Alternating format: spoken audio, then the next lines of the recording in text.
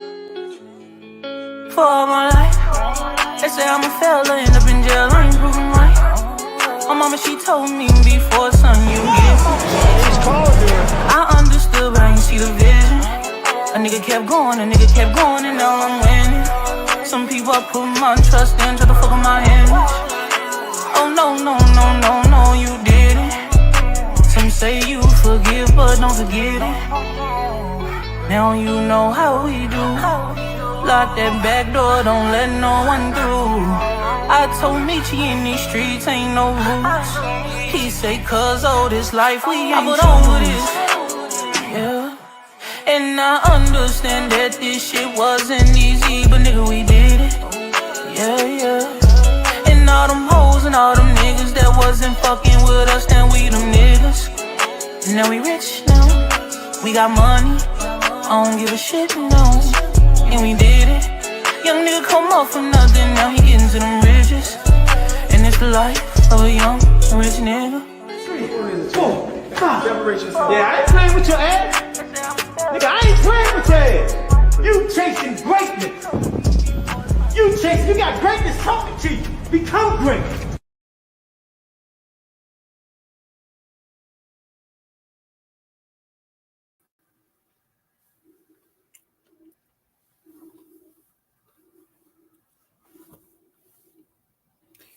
Yo, what's going on out there? Y'all already know who it is. It's your boys, the Rize Podcast. Put your boy, Go Squeeze, a.k.a. the Smoothie King. Right back at y'all with another one. Happy Monday to y'all, man. Hope y'all had a blessed day. It was a long day today. Mondays sometimes could be hard to get over, but you know what I mean? We here and I'm just going to keep being thankful, keep pushing, and keep trying to be the best versions of ourselves that we can. All right, y'all. Let me get the sponsors out of the way because we're going to be chopping it up tonight. As usual.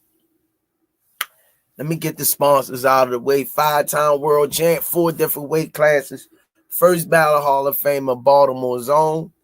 GTD Promotions. Redesigning minds one mind at a time. We know a mind is a terrible thing to waste.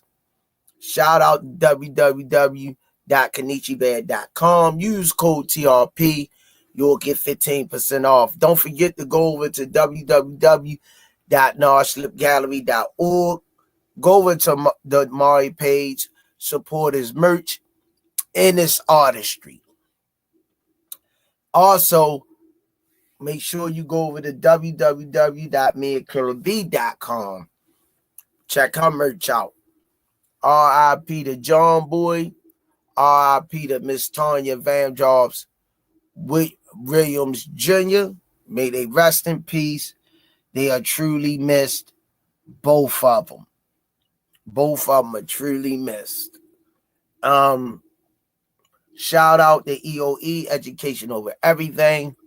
Bad Girls Promotion featuring Miss Olivia Pope, Coach Brandy. Shout out the Four Corners Boxing featuring Maurice and Jenny Jones. Go over there every Wednesday night to 15 rounds of boxing. Support their podcast and what they got going on in their Four Corners Boxing merch. Also, shout out to Richie Baby for the fire intro. Richie Threads clothing line. Ayo clothing line. Pro Soul Boxing Gear and clothing line.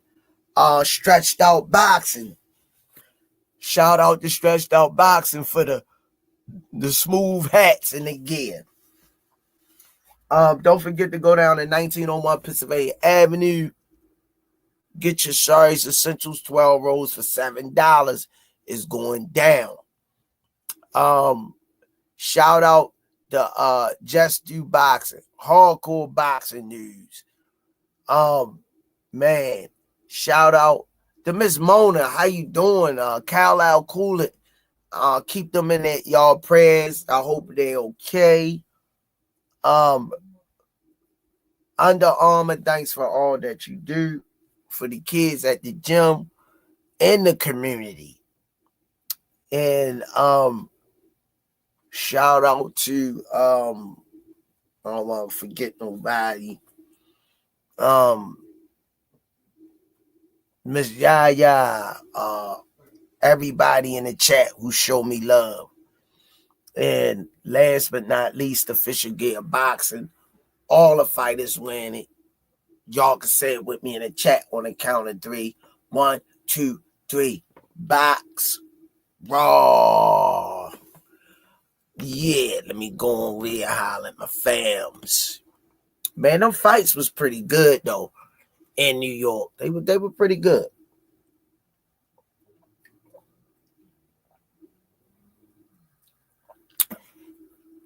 They acted a little bit a fool. The police was deep out there though. But inside they was fighting, carrying on. I don't know why people just can't go nowhere without freaking it up for somebody else, man. For real. Stretched Out Boxing. Thanks for the fire hat, champ. God bless you, man. This journey called life, champ. Just Do Boxing. Terrell Davis. Tony, where can I screen the fight from? I'm going to let you know, champ. Ace is the place of the help and hardware store. What it do, champ? God bless you and your family. Appreciate the love and support. D, what up? Melody Queen, salute. Daryl Hawkins, what it do, champ? Appreciate y'all for coming over here, man. Showtime the guy. What it do, champ? I drive old cars. What it do? Gen 2 Master. Big Ray. Fun.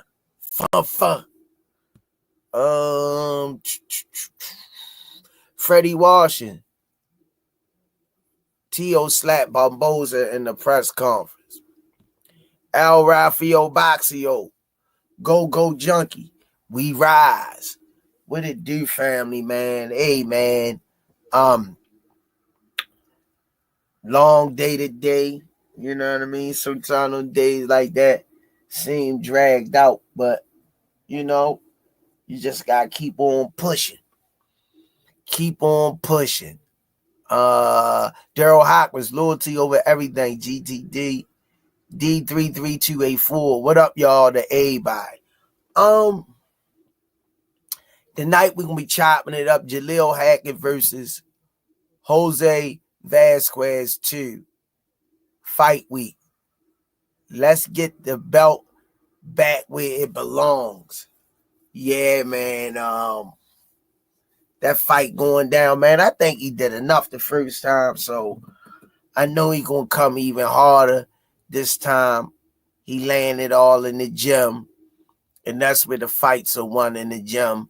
But sometimes, you know how they do you, man. If they think it's even close or whatever, man, it's almost like sometimes you gotta get a person out of there. Like, I think that's the biggest fear. Tawu Apakabutu, D. Kelsey. I think that's the biggest fear of a fighter. Going the distance. You know, going the distance, not getting your opponent out of there.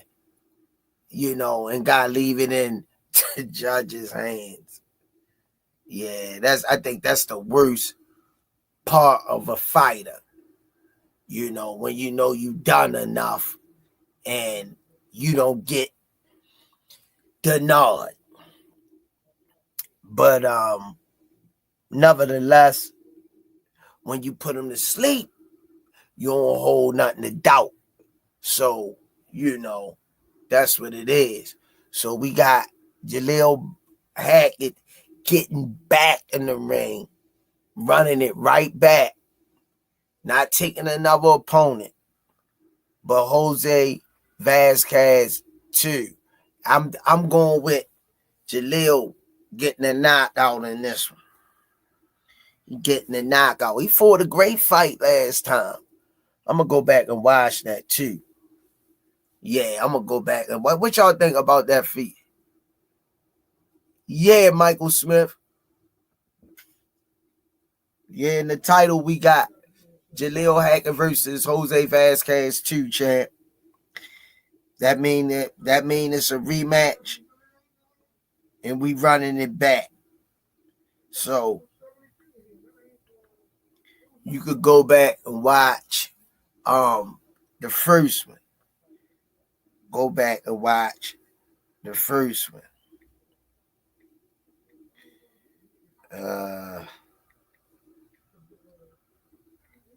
It was a barn burner though.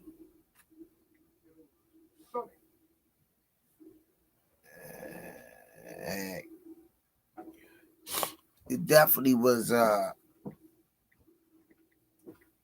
barn burner. That last one, man.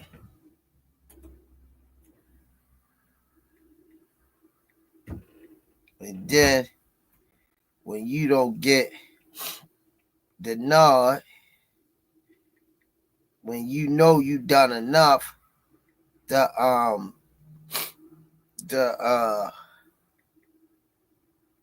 win.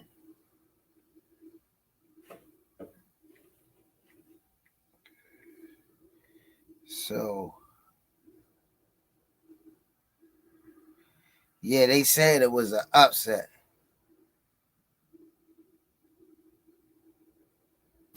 They said it was an upset. Crazy. But Jalil coming back.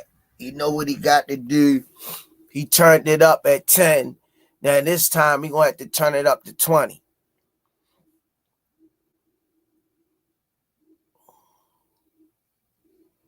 Marcel Triggs, what it do? Yeah, man. So we definitely can't wait till this fight happen again. Yo was kind of tall, he was long, but Jalil did an excellent job with this guy. So I'm gonna have to really go back and watch the first fight again and see how I can assess it. And see how I would have really scored it watching it again.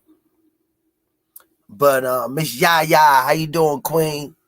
Appreciate you. Miss Yaya Lean in the building. Yeah, but a lot of people say Jalil wasn't busy enough at times and in spurts. He fought in spurts. So I guess it's whoever you ask. You know, sometimes boxing could be objective and subjective. It's all about this crazy you watching with the naked eye. It's all about what you see, what you think counted. The next judge might don't think counted. It's just crazy. I just wish they had a better system, but they judging by the eye. So crazy. What y'all think how the system should be scored? What y'all think? What y'all think I should be scored?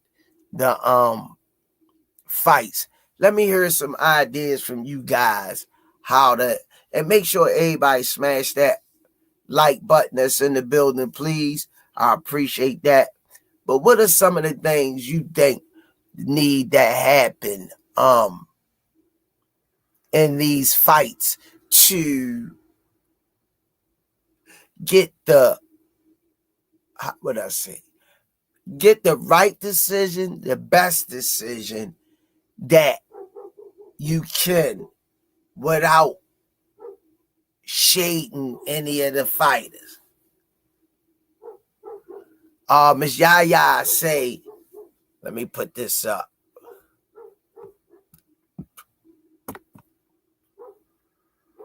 Smoothie King, right back at you. with another one. Miss Yaya Lean said, I think whoever is the most active. Okay.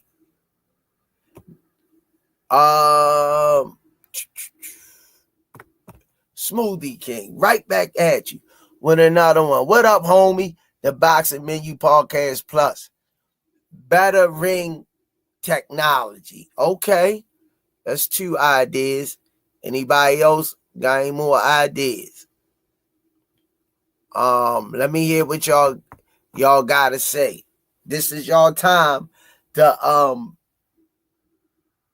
get y'all ideas on how y'all feel we could get a better and fair and just scoring system.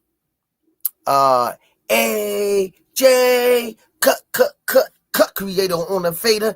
AJ, set it off on the left, y'all. AJ, party people. This is wrong, dude. AJ, cut. In the building, how you been, AJ? God bless you, man. You and your family. Good to see you back in the chat. Smoothie King, right back at you. But another one, Marshall Trizzy, for Sizzy, my Nizzy. They should have that next gen stat like football. Okay. Any other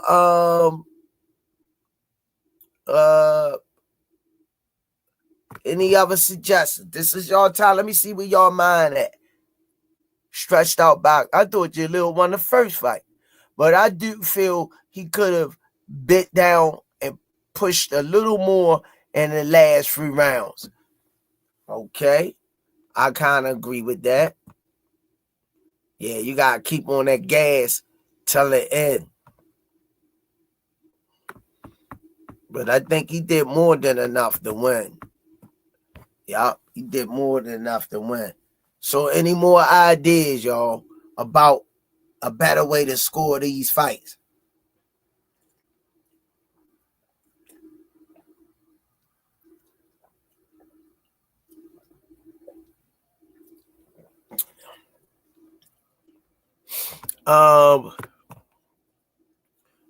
Smoothie King, right back at y'all with another one. Miss Yaya Lean, the queen of one of the queens of the Rize podcast.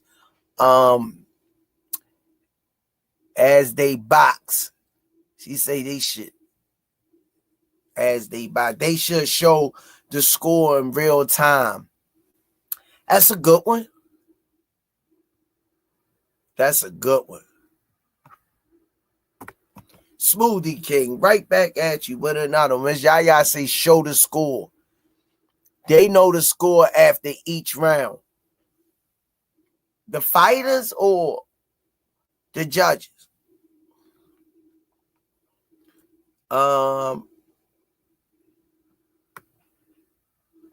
Robin Jenkins, Smoothie King, right back at you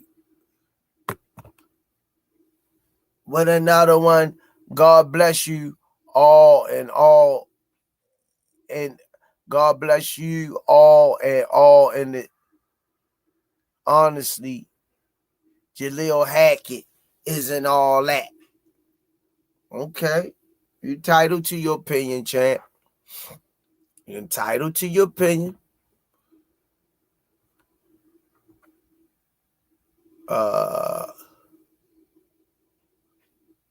AJ say with the open scoring system, the fighters find out.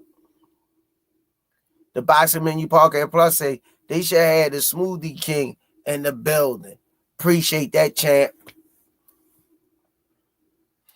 Ms. Yaya say that would keep everything fair. Yeah, I think that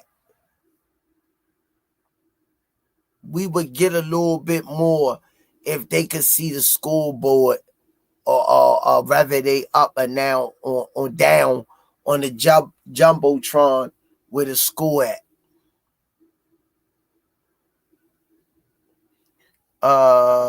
Ms. Yaya say they need a judge to the judges. All of those are good ideas. All of them. Yeah, but you gotta understand, Jalil is a blue collar fighter. You know, he a blue collar fighter. So, you know, we already know. All right, y'all, let me bring him in. Y'all already know who he is. First ballot Hall of Famer on the podcast, going into the Boxing Hall of Fame, a boxing historian, family and man, cat guy like me. I like cats. I like dogs too, but cat guy like me. They're my favorite cats. I like dogs, but cats is just something about them. Husband, father, friend, and know his stuff about boxing. We don't agree on everything, but we agree on most things. But I try to listen to his take leading up to his final analysis. The one, the only. You'd have seen him on here. This is his 20th appearance on the Rize podcast. He is a regular. Family in the chat that don't know him, brother Ant McQueen in the building. What's going on, man? Let me tell you something. I used to be deathly terrified of cats once upon a time. I had a real phobia. Of cats, man. And then during COVID, we adopted these two because you know it's New York, filthy place. The landlord was slumming it, had an issue with the rodents, couldn't Yeah. control the pests. So my wife was like, "Yo, we got to get some cats and all this." And begrudgingly, I gave in, but now they my babies, man, my cats. Oh, damn. Yeah, but I used to be terrified, like had a So real how that's phobia. working out for you? It's different. It's different. I got over it. No, with the cats in there, how that rodent problem Oh no, working? they took care of that, especially Oreo. Oreo's a hunter. After she made an example out of one or two of them, they stopped popping up. They was like, nah, we can't fool. Now my boy Tux, he lazy as hell. He don't do nothing. He like real life Garfield. All he want to do is eat. That guy, he ain't much of a hunter. He ain't gonna catch nothing. Wow. A mouse could run in here right now. He just gonna just lay there and just look at him. Yeah. He ain't gonna pounce. His ears ain't gonna prick up. Nothing. He just gonna just look. Like, just go Yeah. about your business, bro. Where the food at? He like to That's eat. what's up. That's what's up. Robert Jenkins say Hackett is I. That reflects the skill of Hackett. His fight before the one he lost was born. I didn't watch at all of it. Let me see. Stressed out boxing. Robert Jenkins, do you ever have something positive to say? Maybe I missed it. LOL. Michael Smith, I think Jalil was impatient in that fight. He was missing on a lot of his punches.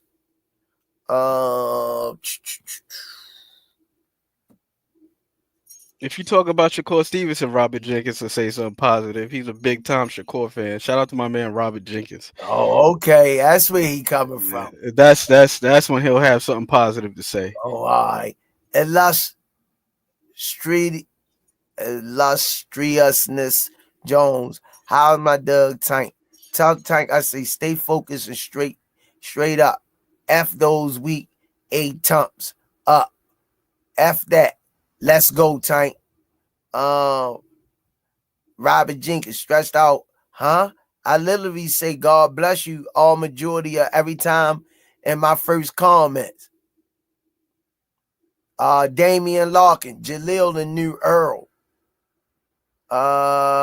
Boxing Menu Podcast Plus. Salute Ant McQueen. Yeah, how you feel? What type of fighter Jalil Hackett is? What if you? How would you describe his style, and what Jalil needs to do to get to the elite level. He's still a baby. His father tell you he's still a What is he, prospect. like 21? Yeah, he's still a Yeah, he's a baby, man. yeah, like, you know what I mean? So I'm a mute out and let you handle the mic what I asked you. Let the people out. I believe it might have been Michael Smith, if I'm not mistaken, where he just talked about patience. That is the one thing from Jalil that I would like to see moving forward. It's just a little bit of patience, because in that fight, the one he about to rematch against Jose Vasquez, in the first fight, early on, he did a damn good job of stabilizing him. He was working behind his jab. I like his inside game. He got a beautiful left hook. It's short, it's crisp, it's compact.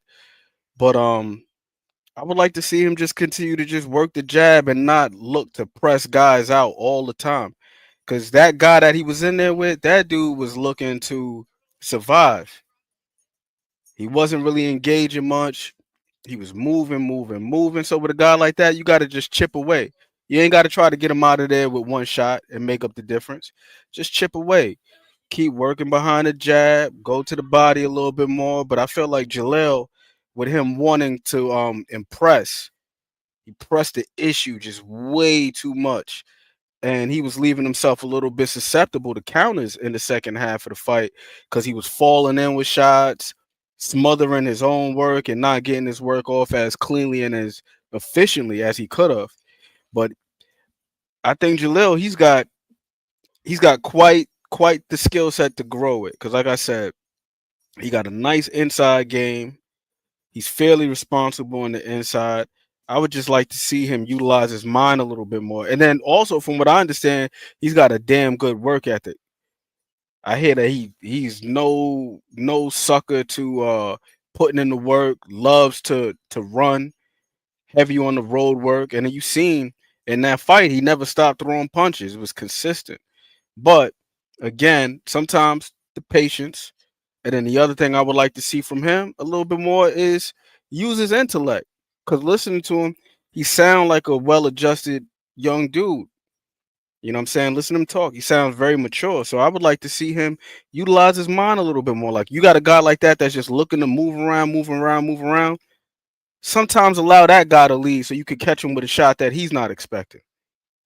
But if you press and he throwing everything hard and fast, he could brace for that. He could look out for that.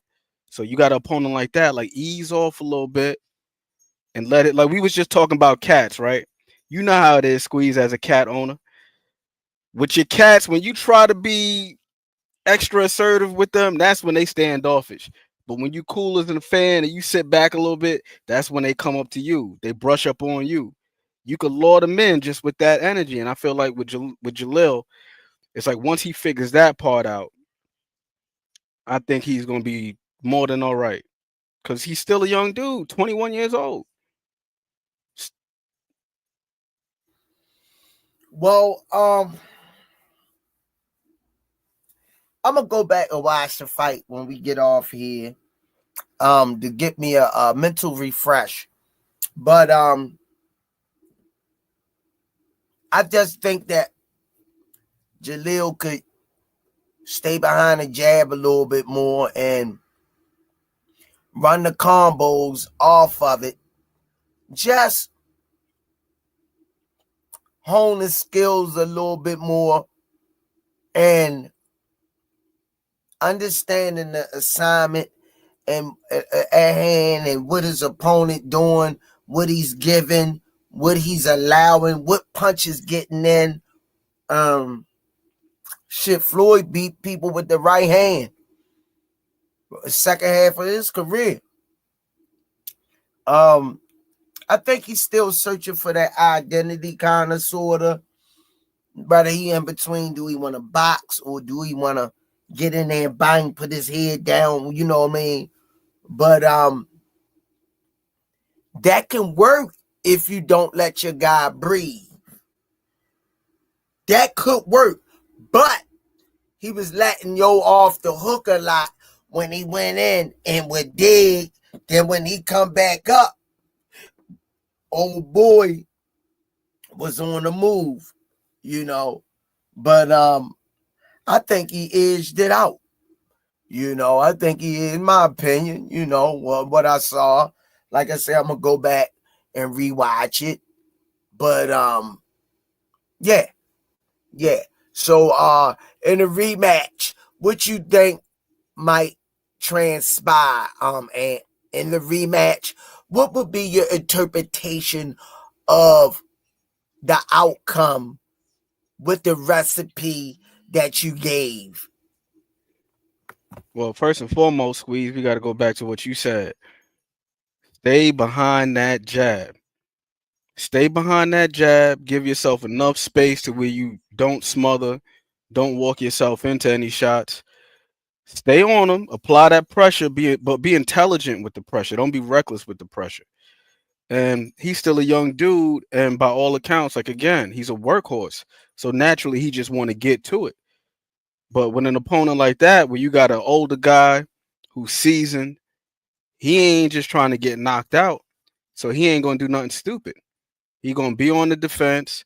He gonna look to not just to survive, but limit his opportunities. Limit his opportunities. Don't fall in. Don't reach.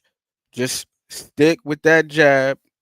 And then when you have the opportunities to touch him with something heavy, then you touch him with something heavy. But the main thing is keep that jab working.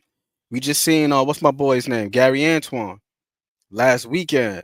The job he did on Ryo. A lot of it was because he stabilized Ryo. Ryo was in there looking to counterpunch and land a single shot at a time, but Gary Antoine was keeping that jab pumping. It was consistent. He was on him with that jab. And then on the occasion where he had an opportunity to land something big with the left hand, and he dropped the brick on him. Just stabilize him, keep working, and that would be my main thing. I wouldn't really change too much, but the distance that he fought the fight from. I feel like with the impatience and just falling in and being light on his feet, that he smothered his own work in the second half of the fight. Now, I still feel like he won the fight because I didn't feel like Vasquez did enough at all. I don't feel like he did enough. I felt like the moments that he had, they were too far and few in between. And Jalil was far more consistent. It wasn't even close.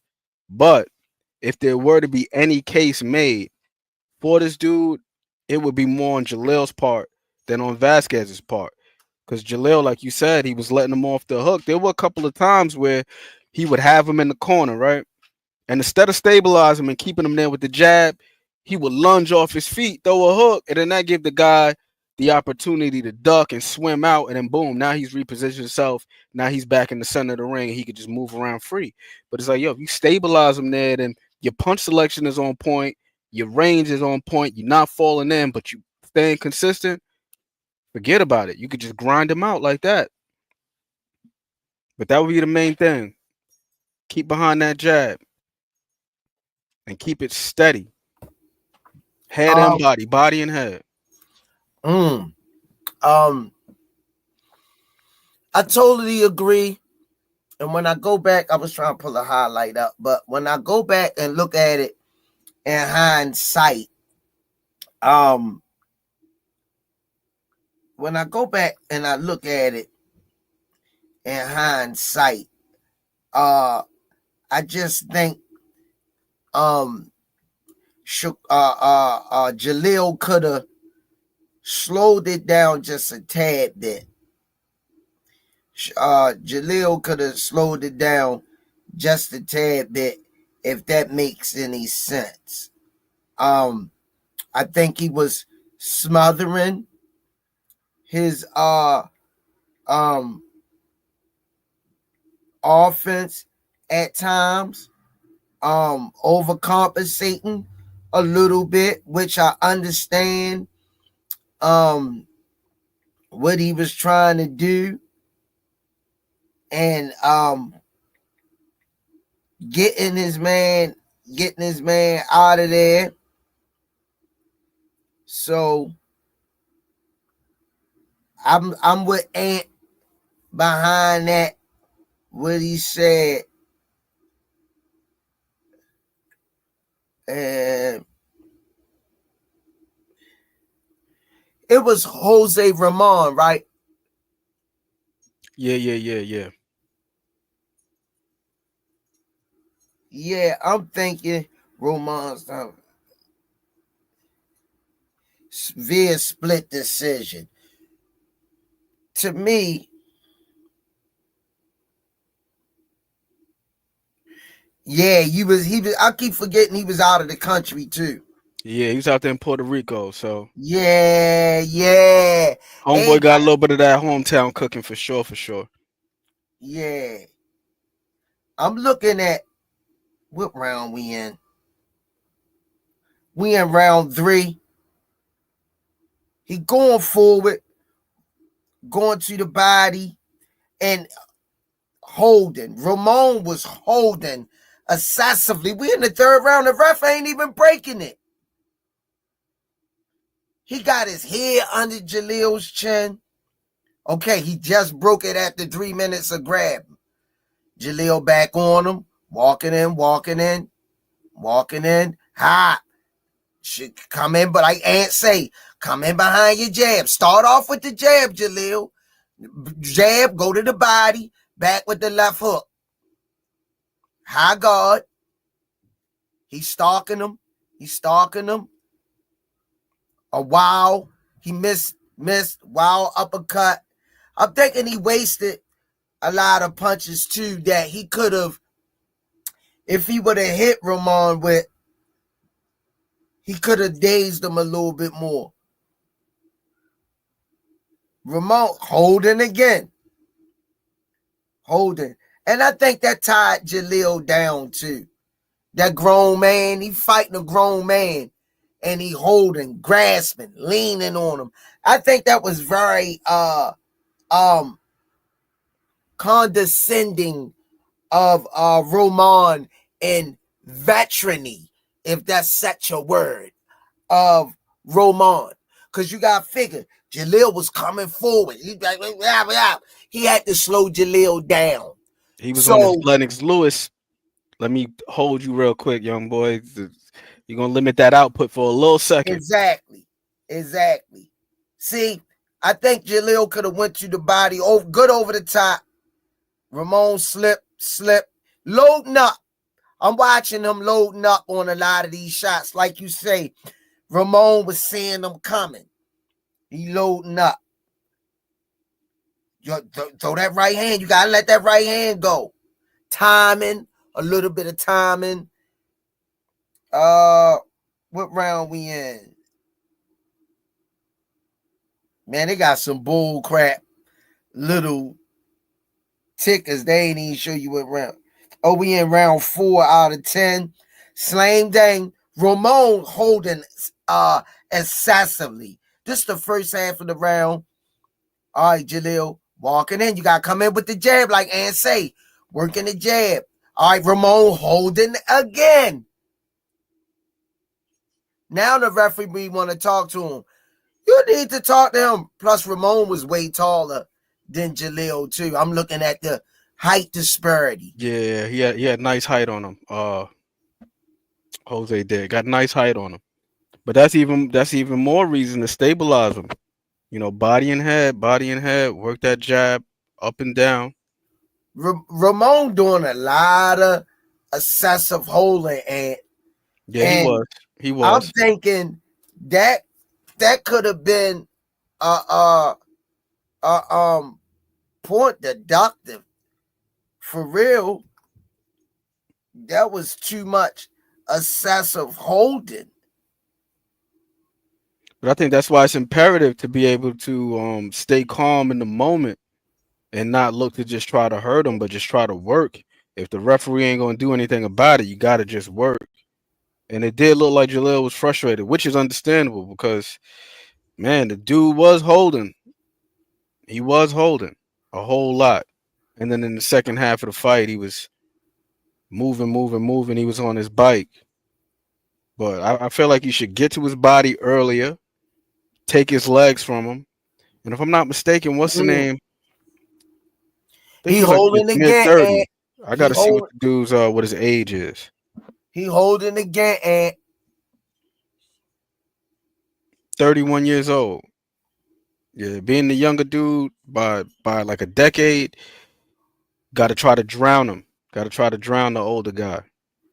Meaning drown meaning explain to the people out there that's watching that's not understanding the word drown and the phrase paraphrase that you're using it in. Make this guy work more than he wants to. You the younger guy, you Mm, got the youth, make him work. mm. Even if it's utilizing feints and making him react and be on the back foot and move, make him reactive. Got to. Man, he leaning on Jalil. He leaning on Jalil, yo. Jalil got turned out. Jalil was fighting his weight and fighting. So he had two opponents. He letting yo lean on him, leaning on him, and he trying to punch under that. That And could be another thing too, Squeeze. Maybe working on clinch refusal. You know what I'm saying? Because I was watching who was it? The fight of the century, Ali Frazier. Every time Ali tried to hold, Frazier was not having it. Put the forearm up in him, bump him off with the shoulder. He was just being physical with him. Didn't allow him to hold, and then he was making him work, making him work, make him work. now, I'm watching this fight right now, and Jalil started touching him even more in round. Where we at? What round we in? I think we in 5 coming up. Jalil up jumping. All right, coming in behind your jab and body. You going to the head too much, Jalil. We in 5 out of 10. He holding. Ramon holding on the come out. I can't believe he ain't get no uh um point deducted.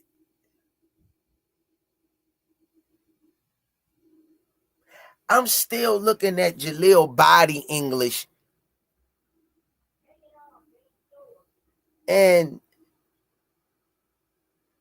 I'm looking like I'm just thinking, and I've seen Jalil work for years. Um, I'm thinking he never Ramon, which is smart on Ramon part. He never really let Jalil get into a serious rhythm. What you think about that? That's what I'm saying. Yeah, definitely with the holding and the moving, he was disrupting his rhythm for sure. But I feel like that's why it's even more imperative to make it a point of emphasis to be consistent with that jab. Make him think twice about reaching out and holding because he don't want to get touched, man. Keep that jab on him. Keep the jab on him. And I say earlier, sooner than later, get to his body. Get to his body. And I'm very encouraged by how Jalil responded to the situation. After the fight, he was saying to the fans he didn't want anybody saying that he was robbed and no excuses. He just going back to the drawing board. So I'm pretty sure he's going to not only take that experience, but also look at the fight, look at the film, look at the things that he did well, build upon those things, and then the other areas in which he could have tightened up. Because, like I said, by all accounts, the guy's a workhorse. So I'm looking forward to seeing an enhanced Jalil Hackett in this fight for sure, for sure. 1000%. And then another thing too, got to take into account that this was his 10th fight. So for this to be your 10th pro fight, and you're in there with a guy that 10 years your senior, God knows what his experience is like between amateur and sparring and so on and so forth. He's probably seen quite a bit. The dude, I'm looking at his box rec right now. He turned pro in 2016. Jalil Hackett was 9 years old in 2016. You know what I'm saying? He's a baby. Wow. My man Boxing Source said that he talked to him a couple weeks ago, but he's going to that fight. And where that fight at? I hope it ain't in that country again. Nah, I don't know if it's gonna be Puerto Rico. I'm about to check. It's gonna be here in the States. It's gonna be in Orlando at the Caribe Royale. Pardon me, Caribe Royale. It seems like they're really trying to turn that into a serious venue for real, for real. Yeah. That Caribe Royale. I'm starting to see a lot more fights take place down there. A lot more. Let me see. Read this chat. Smoothie King, right back at you with another one. Ralph 707 Squeeze. Can you please explain why life is 12 rounds? Why life is 12 rounds, man. My interpretation of that 707 is when you get up every day and your life is chapters. It's chapters. And I count the chapters by every 10 years. You 10 years old, you born, then you 10, then you 20, then you 30, then you 40, then you 50, and so forth. So it's just like you come out first round trying to establish what type of fighter in life you're going to be. You move in certain ways in the ring. Round two, you still fighting to get there. You see that you can get to the championship and get that belt. Third, fourth, fifth round, now they know who you is. Now they trying to see whether you gonna defend your championship. 8, 9, 10, 11, you start sleeping life, making the right moves, doing the right things by your family. And then by the 12th round, you know what it takes to be a world champion in life. And that's worship, spirituality, responsibility, give back, be a giver, not a taker, be respectful, humble, meekness, and you'll be a world champion. That's my 12 rounds for you of life. You got version form, Ant? Oh no, you said it succinctly, man. That was beautiful. That was wonderful. Yeah. I agree with everything you said. Yeah. I agree with everything you said. Because thank you, Ralph 707, because for me, thanks, Aunt. Oh, that's Aunt. I'm saying thanks, Aunt McQueen. But she loving the Maha. What it do? To me, life is 90% mental, 10% physical. Because your mental plays a big part of your physical. Because when you think bad thoughts and you're not positive through your walk, sadness, self-pity, being down on yourself, and not seeing the end line, the goal is to lay your legacy, because we just passing through here. We're not here forever. So it's the seeds that we sow will live on from generation to generation. That's what they remember you by. Yeah, that's where they remember you by. Yup. And that's my interpretation of 12 rounds, man. I got up. I don't know about my boy Aunt McQueen, but I got up this morning and I got some rest. But I was like saying to myself, I hear the cars outside. And I always say to myself, they out there before me. Get up and get in the fight. Do what you got to do to go out there and provide. Be a man, be responsible, be a productive citizen. That's an everyday job. That's an everyday job.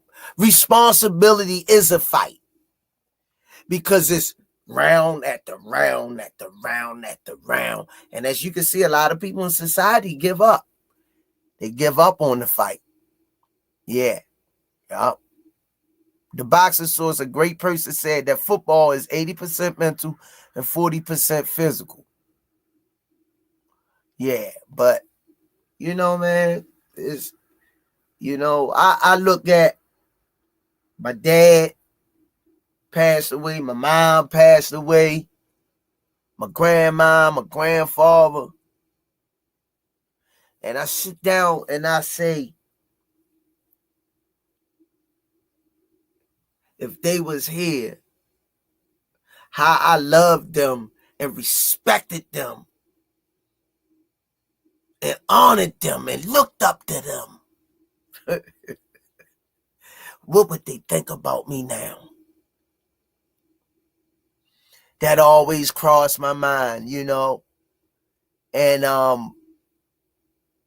I just tried to not let them down. Not let them down. And if there is a such thing and they could look down over me,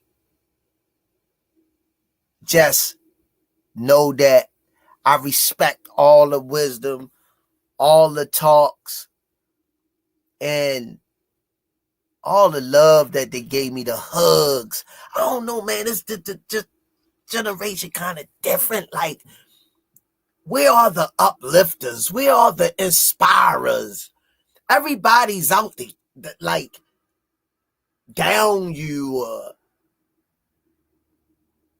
Do anybody hug anybody no more and say, I love you, I appreciate you? I think they look at that as nowadays a stamp of weakness.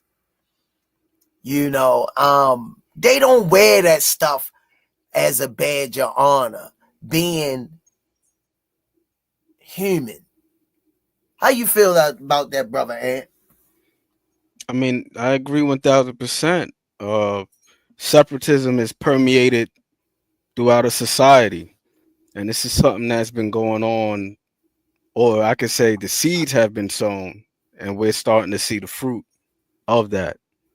Separatism. Perfect example.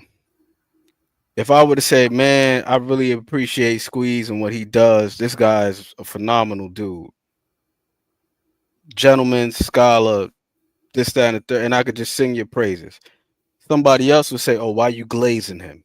That's Yeah, the thing that people say nowadays. Oh, yeah, you glaze. yeah, You can't even give props to somebody yeah, nowadays without being called a D rider or a yeah, glazer or you yeah, on his stuff or whatever. We can't give praise to each other. yeah. The thing now is we got to figure out how to tear it down.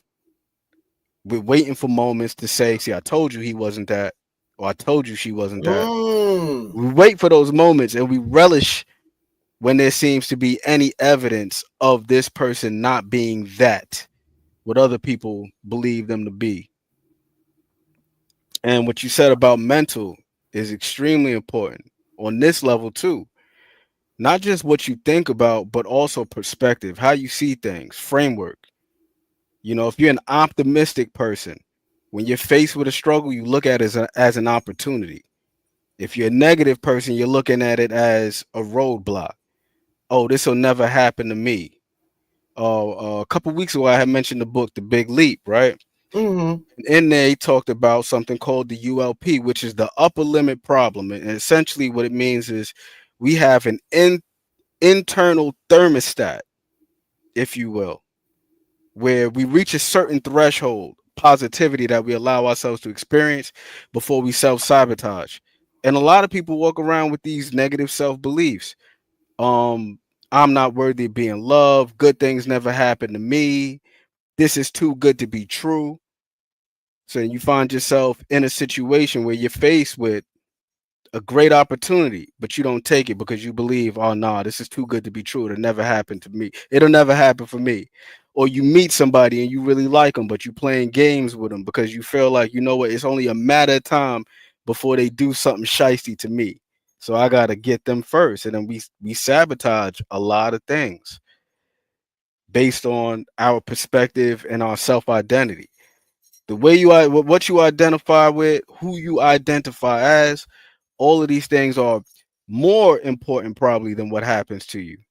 Because if you see yourself as a winner, something happens that most people would deem to be negative or bad, you shake it off. You like, hey, it is what it is. I'm gonna figure out, oh, I'm in debt. How can I get my credit score back up? How can I do XYZ? How can I do this, that, and the third and put myself in a more favorable position? Oh, this person left me.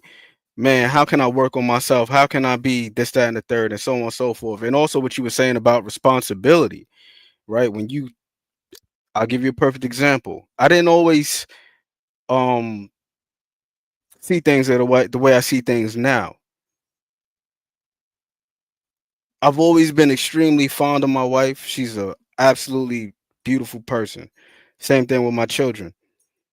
But there were times where selfishly I'd be like, damn, I wonder what my life would be like if I wasn't with them. I'd be free to do this, I'd be free to do that, XYZ, so on and so forth. But now when I look at them and they ask me for anything, I'm like, yo, it really is a privilege to have somebody think something of me to where they would even feel like, yo, that's the guy to call on. If I need anything, I know he gonna come through. I know he's reliable. I know he's dependable. And I take not only do I take solace in that, but also I take pride in that. Like, yo, I'm that guy for them. My kids, they know if they need anything, dad gonna come through. My wife knows if she needs anything, I'm gonna come through, and vice versa. But it's extremely important to just change the framework, because otherwise you're just looking at things like they're a burden. That's the fine line between a burden and a privilege. It's your mindset and the framework, how you see things. Because conversely, it could be the other way around. Like, damn, they always asking me for something, always nagging. They don't never want to let me chill. They don't never want to let me do X, Y, Z. You know what I'm saying? So yeah, the mental part is extremely important.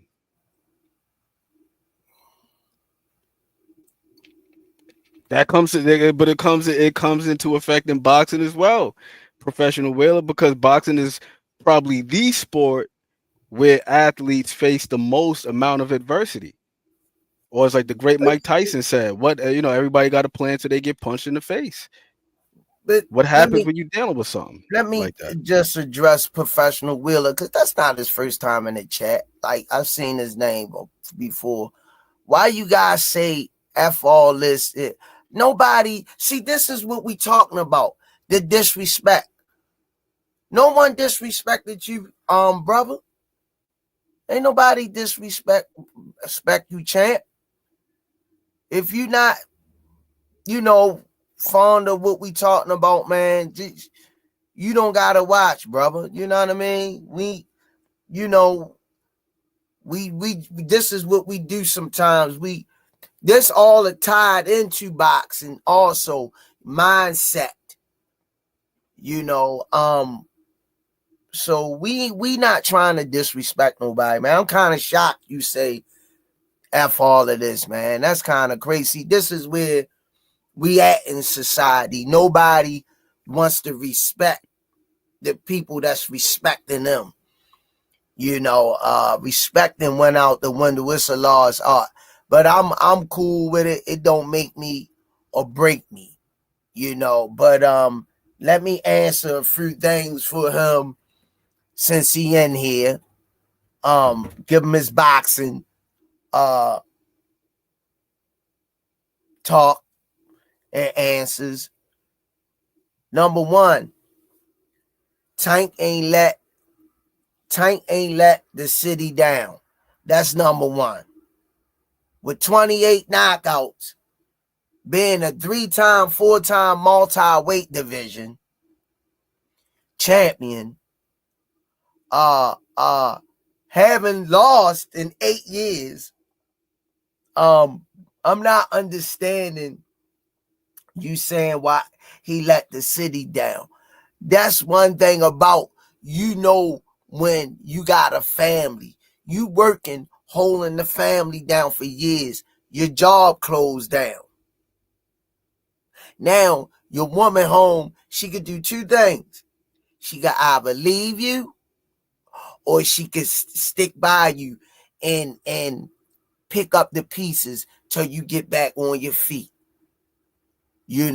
But Tank didn't let the city down, and if you feel like that, you'll be okay, bruh. When he come back and get this vicious knockout, Limp Ball Smarmy, see, we just spooled with Tank with the knockouts. Limp Ball Smarmy in the building. You can't hear you, Coach Kenny. I say, what's up, y'all? We just, talking about life a little bit. You know what I mean? But couple people in the chat was saying, not couple, but one person basically was saying that Tank let the city down and he should have knocked Lamont Roach out. And, that's Let me tell you something, man. Tank to lose his next 10 fights. He ain't let the city down. He came from nothing, made a world champion. He can never let the city down. The next person that come behind him is their goal to try to break his record. That's motivation. Tank is motivation. yeah. Tank can hang his gloves up right now and say he'll never box again. He ain't let the city down. He showed the little kids that if you stick with your dreams can come reality. So I'm understanding. Well, it gotta be a certain mindset to say that about somebody that came from rags, the riches, through hard work. Okay, you gave us 28 knockouts. Now you got a draw. You ain't nothing no more to us. Hold up. Look. Everybody was saying Tank was cherry picking. Now everybody want to fight Roach. That don't add up, do it? Nope. The same ones that say he was cherry picking, they trying to fight Roach. But they try to say that it was a cherry pick gone wrong. I don't know how they be saying a cherry pick gone wrong when Tank already told y'all the ability that Lamont had, that this was a tough fight, a good fight, and the skill set that he had. He already explained that from you. Man, Roach can fight. Roach can always fight.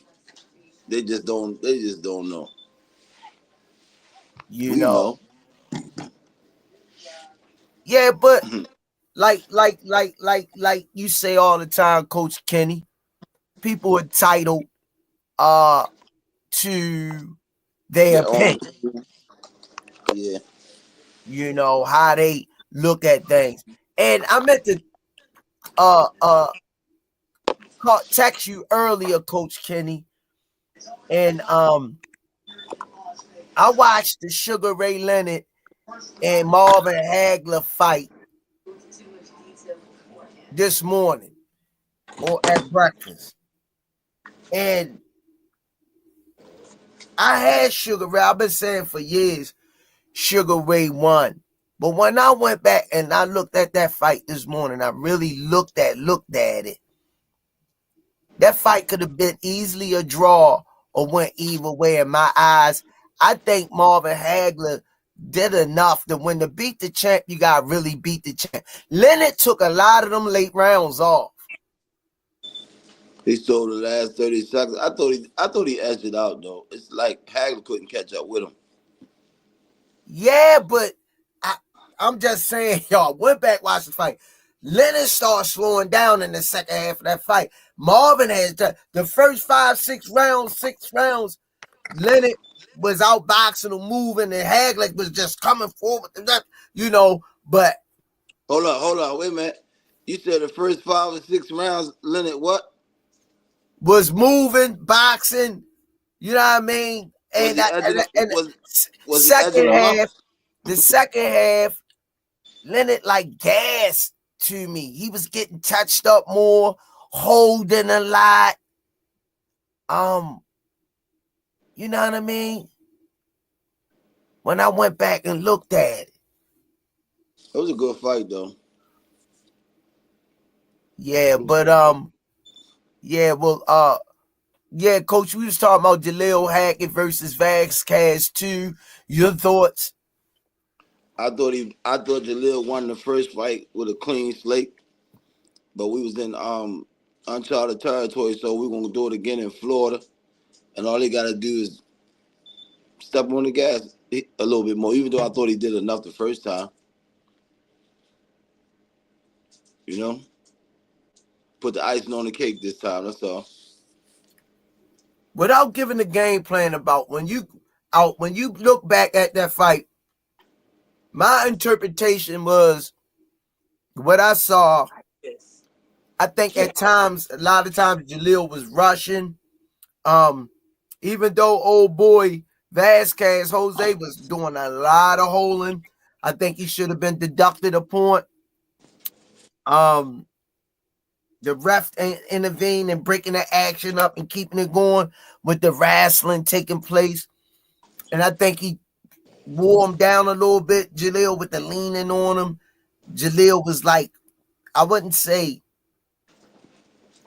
out of whack, but trying to get back on boy. I think he could clean it up a little bit more, go in behind his jab. When he go in behind his jab early, invest in the bank, break old boy arms down early, and then start going up top right after the like fourth round. His dad, Bernard, they got they tweaked him up a little bit. They got a mean game plan. And all Jalil gotta do is go in there and execute, you know? It's gonna be one to remember. So Big payback. So you think Jalil can use his jab a little bit more this fight? Of course. I always can use the jab more. Yeah. Even though I think he did enough to win the last time, you know? I was surprised there wasn't no points deducted for all the excessive holding. Yeah, it was crazy, man. He was holding all day, every single round, man. Shit was crazy. Yeah. He got that one warning. He got like one warning. Yeah. Crazy. Yeah. Crazy. Coach, rematch with Roach fight with, I know you can't speak on much, but is we doing an immediate rematch? I haven't heard anything yet other than what's been played on, the internet. Got you. No, I haven't heard anything. I know you would like it. Of course. Yeah. You know how we get down. Run that shit back. Yeah. Yeah. See how the ball bounce. You know how it is. Just let the clock tick. See what we get. Yeah. I definitely in a rematch. What we get? What's your prediction in that rematch?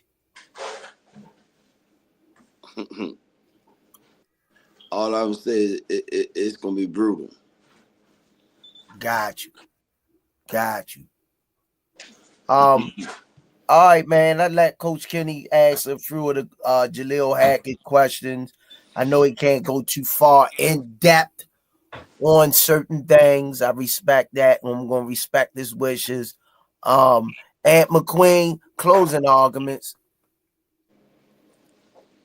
It's the same as always, Squeeze. Small things, all things. What's easy to do is also easy not to do. Lip ball Swami. You know what it is. Love over hate. All right, y'all. Hey, man. Anybody that came into the chat, even you tank haters, there was a couple y'all in here. You're entitled to your own opinions, but I don't know what the hell y'all looking at. It's all good, though. Y'all got to stir the pot up. you know. But Floyd Mayweather say, they come to see me win, they come to see me lose, but they come to see me. On that note, it's the Rize Podcast. Lip Ball Swami, Brother Ant McQueen, All Assets International, and the Smoothie King. Holla at you tomorrow, Coach. Right back at y'all with another one. Peace. Peace.